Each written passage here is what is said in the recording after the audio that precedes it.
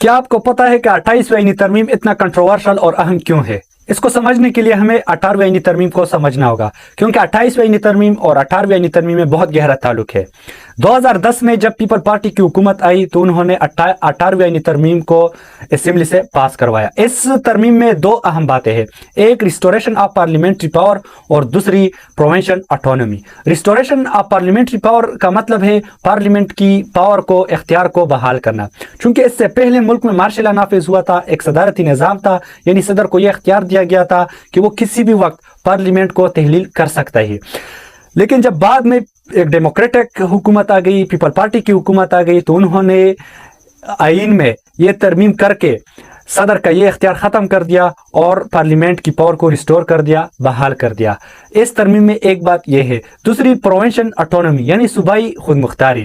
اس آئینی ترمیم میں بہت زیادہ اختیارات وفاق سے صوبوں کو منتقل کیے، ان میں سے ایک تعلیم کا تھا، صحت کا تھا اور معدنیات کا تھا۔ اب 28ویں ترمیم میں یہ کوشش کی جاتی ہے کہ 18ویں آئینی ترمیم میں جو اختیارات وفاق سے صوبوں کو منتقل کیے گئے تھے اس کو واپس لیا جائے، اور خاص طور پر معدنیات کے اختیار، چونکہ 18ویں آئینی ترمیم میں معدنیات کے اختیار وفاق سے صوبوں کو منتقل کیا گیا تھا۔ اب 28ویں آئینی ترمیم میں وفاق اور مسلم لیگ اس کو واپس لینا چاہتی ہے۔ اس کو نہ ہی پیپل پارٹی مانتی ہے، نہ ہی پی ٹی آئی مانتی ہے، نہ ہی عوامی نیشنل پارٹی مانتی ہے، نہ ہی جمعیت علماء اسلام مانتی ہے، اور نہ ہی جماعت اسلامی مانتی ہے، کیونکہ زیادہ تر معدنیات صوبہ خیبر پختونخوا، بلوچستان اور سندھ سے تعلق رکھتی ہے، اور مسلم لیگ کی جڑیں چونکہ پنجاب میں ہے، اسی لیے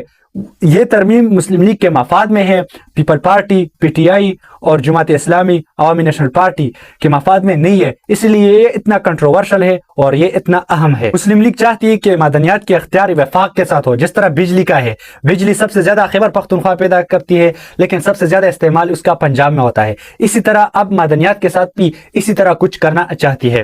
کیونکہ معدنیات اور اسپیشلی ریئر ارتھ ایلیمنٹس یہ آنے والے وقت میں اسی طرح اہم ہے جس طرح آج تک پیٹرولیم مصنوعات پر دنیا چلتی تھی۔ اس کے بعد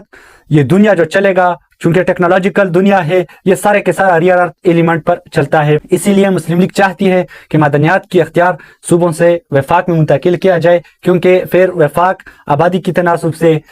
ضرورت کے تناسب سے اس کو ڈسٹریبیوٹ کرے گی۔